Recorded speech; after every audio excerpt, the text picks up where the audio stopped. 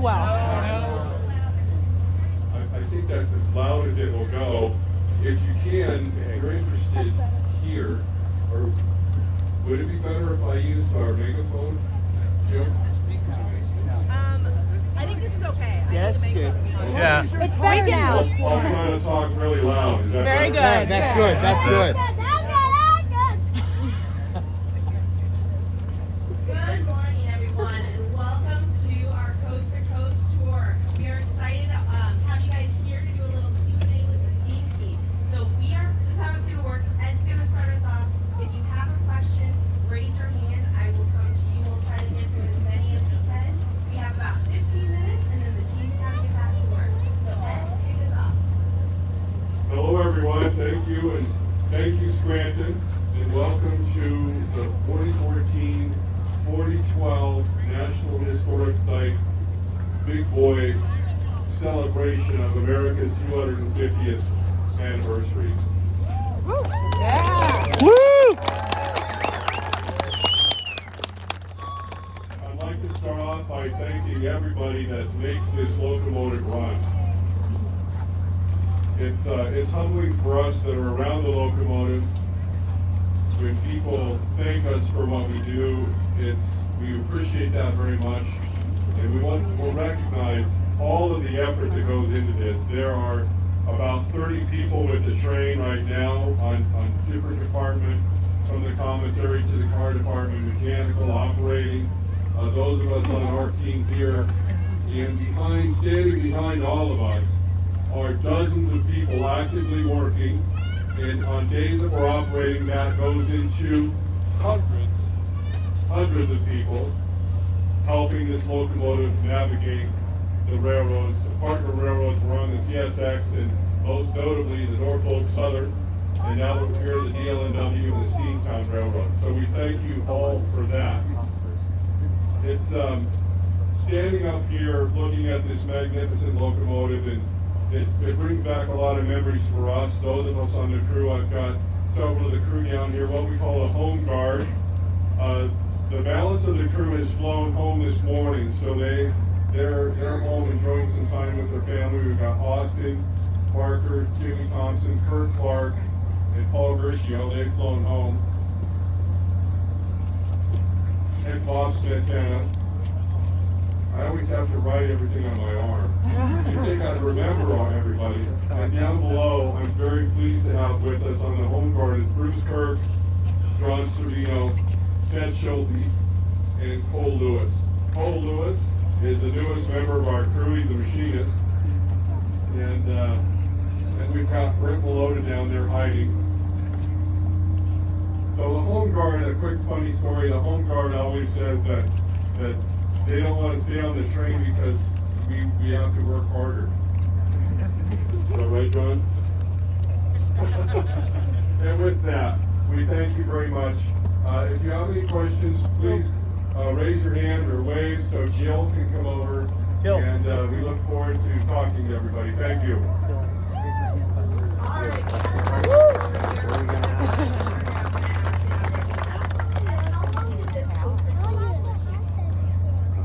The question was, how long will the Coast to Coast tour take?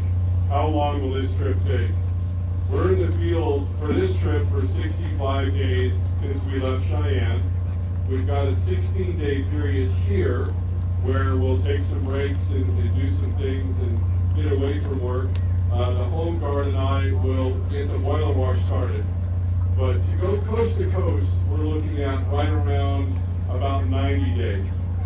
You know, it's not like the locomotive just travels continuously across the system. We're enjoying periods of time where we're on display. Chicago, Omaha, Nebraska, Buffalo, New York, here, and other locations, Philadelphia, Altoona, Chicago, St. Louis, Kansas City, Denver. You know, it's really a fabulous trip for us. Awesome. What's the top speed this bad boy goes? I'm going to let Cole talk about that one.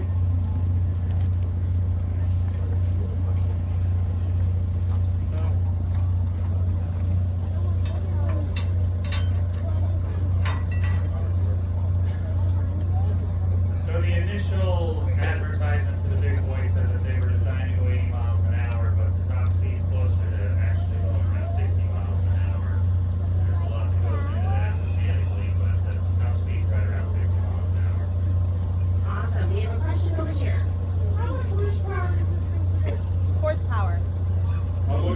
horsepower does the big boy have? That's always a fun question. When they were placed in service, UP used a instrument car called a dynamometer, and they developed rounding up about 6,500 horsepower. The locomotive, the boiler, is a 7,000 horsepower locomotive. Can you hear me okay? Yep. While this one's out on the road, how does the maintenance get handled? Where are you doing the maintenance at? Sorry. How are you making sure it keeps running? Stepping on my Gatorade. When we're on the road with the locomotive, the maintenance occurs constantly. Any adjustments that need to be made occurs when we discover a maintenance need. Servicing the locomotive is approximately in the 80-mile range. In the days when steam locomotives operated, it was right around 100, maybe a little more miles than that. But the locomotive requires servicing, maintenance, approximately every 80 miles. We grease it, 2 different types of grease, and we have 2 different types of lubricating oil that we refill. There's some oil reservoirs on the locomotive that manually, automatically, I can't get my words right, automatically deliver the oil to the locomotive while it's moving. Awesome. We are behind you over here. Maybe you can see us. Hello. All right, we have a question over here. What is a whistle stop? What's a whistle stop? Well, a whistle stop is a location where we've announced to the public where we're going to stop for a moment. Oftentimes that is our maintenance interval.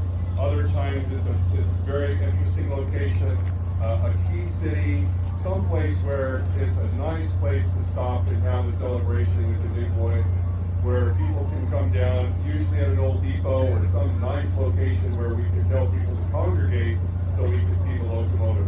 In the old days, when this was stopped, they would call it a flag stop. And on some railroads, they wouldn't plan stopping unless there was somebody that needed to get on or off the train, in which case they had a flag, and they would flag the train, and the train would respond with its whistle. So that's where that name came from, a whistle stop. And we use that terminology today. Great. We've got a safety-related question down here. How long does it take to stop? Well, that depends if somebody's taking a selfie or not. Has anybody taken a selfie here lately? I see a lot of selfies out there. Please do not take family portraits and selfies in proximity of the moving train. But regarding how long it takes to stop, it depends on how fast we're going in various conditions. But this locomotive, designed with beautiful cast iron brakes, the beautiful train that we have over there has nice big disc brakes on it. The train will get stopped pretty quickly. Awesome. Got another question down here. What was the hardest part about restoring 44? The hardest part about restoring 44. The question was the hardest part of restoring the locomotive. Well, I don't know if there was anything necessarily the hardest part of it, but with any project, there's always delays and there's things that maybe you didn't account for. We had planned originally a 5-year process of rebuilding the locomotive. We had other factors involved in that equation. We did work on our other magnificent locomotive, the UP 844, but we restored this locomotive in 2.5 years, which is that's pretty quick considering we disassembled the locomotive. We completely stripped. Where I'm standing right now is the front engine. It's connected back to the rear engine, right in front of the rear set of cylinders. All of this was disassembled, sandblasted down to the last nut and bolt. We did the same thing on the rear engine and so forth. So I don't think there was any one particular part that was hard, but it was just good, nice, old-fashioned elbow grease and long days and long hours. Got a question down here. Can you tell us about the gold eagle on the front that you're standing right next to? The gold eagle on the front. I'll try to explain it without getting emotional. 44. This is America. Woo!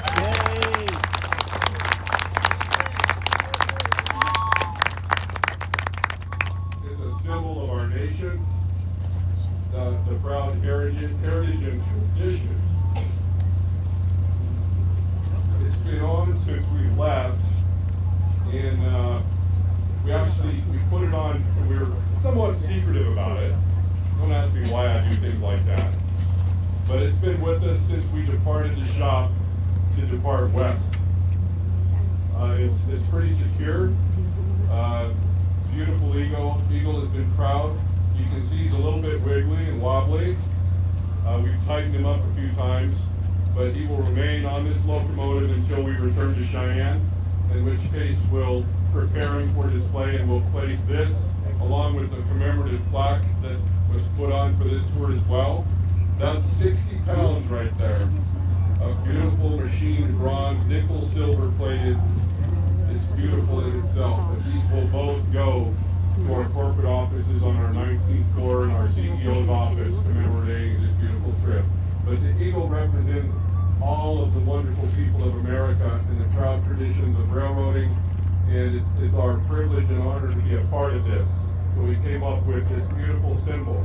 It's also a throwback to 50 years ago. The American Freedom Train had eagles displayed on those proud locomotives, right up on the front of the locomotive.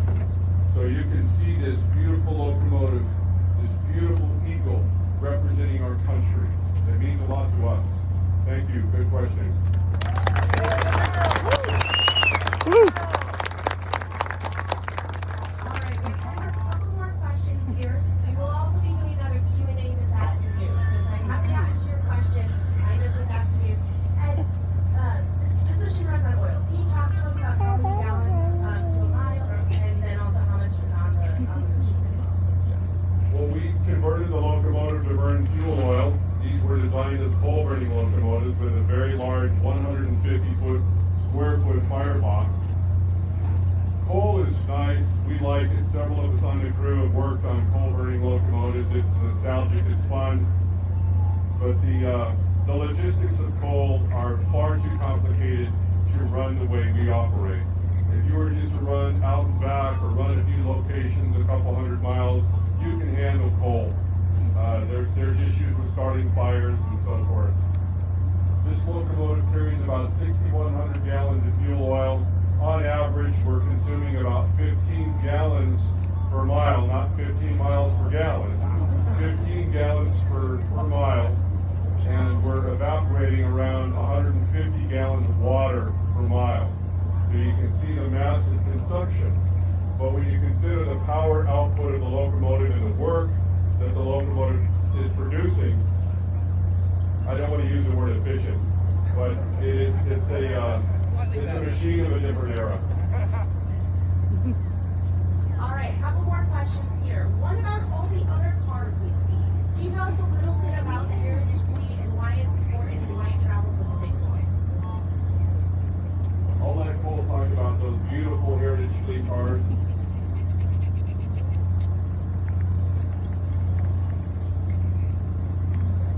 So the cars that we take with us, first three cars, which are separated over here, or four cars that are separated over here, are sport cars. We've got a tool car with lots of equipment in it, in case we need to do any repairs on the road. We've got a boiler door, we've got a boiler that we use to turn up for the boiler wash, as well as some places for some crew members to sleep. And then a baggage car where we carry lots of extra parts and some materials that we use along the road. Then we've got the beautiful Willie James, which is where some of the I got crew kids members will too. stay when we're on the road. And then the rest of the beautiful Heritage Fleet that we take with us, which has served the Union Pacific since the day of Big Boys, and passenger service, and it's well maintained by our crew out in Council Bluffs. So we really appreciate that, doing all that good work, so we can take it with us and show it off to everybody who's come out to see it. Great. Well, thank you all for joining us for this Q&A. We have one last question. Ed, why is it important to stay 25 feet back? Why is it important to stay 25 feet back? Well, imagine from our perspective on the train, we know that it's very exciting to see all train operations are fun and fascinating to watch, but getting to see a big boy operate is really fun and exciting. There's sometimes a group that congregates on the track, and I think people eventually just crowd themselves and unknowingly get too close. So we always, through our awareness campaign, ask that you stay back a minimum of 25 feet and try to the extent you can, inform others. But from our perspective, the number one priority of this operation is what? What is the number one thing? Safety. Safety. We cannot and we will not run this train unless we can do it safely. If people are getting too close, then that's putting that question in safety. So I've told people, and people always chuckle when I say no selfies in front of a moving train, but it is a common thing in our society with our cell phones. If I look out right now, I see a lot of cell phones in the air. That's there's nothing wrong with that as long as you're back 25 feet. If you're too close to the train, our police colleagues, who I'm so pleased to know personally, they're going to come over and gently remind you. So we ask that everybody please go back. And if I could just take a quick moment, I want to tell just a couple of stories about our home guard crew. We have Bruce Kirk here. He's been traveling with us for a long time. He can tell lots of stories about the fun things that we get to see. But there's also times when we see a lot of people that are too close to the track. If you're interested in taking a really good picture or a really good video, I guarantee you, if you're too close, you've just wasted your time. So please, if you want a really cool picture, stand back farther. We have John Stravino. John is typically riding on what we call the Red 76, which is the NS 1776 locomotive. From his vantage point up there, he sees it as well. Back on my fireman, one of my main firemen, Ted Schulte, he gets to see it from the left side of the engine. So we all have these stories about encountering people, having a good time out there. We've got Brett Maloney hiding down there. There he is over there. And then, of course, back here to my left, I'd like to point out Craig and Tracy. They're with us, and they keep the lights on in the train. They and their other colleagues that are here from what we call the Heritage Fleet, the Council Bluffs team that takes care of those beautiful passenger cars. On the walkway to their shop, through these doors, past the greatest craftsmen in the world. And that's our Heritage Fleet. They've got 3 of them over there providing water, so please thank them for all the work that they do to put this on. Woo! Thank you. Thank you for joining us for this Q&A on behalf of Union Pacific, Norfolk Southern, and the National Park Service. We want to thank you for coming out today. Please enjoy this beautiful day. We'll be doing a Q&A later this afternoon. Thank you. Thank you. Thank you.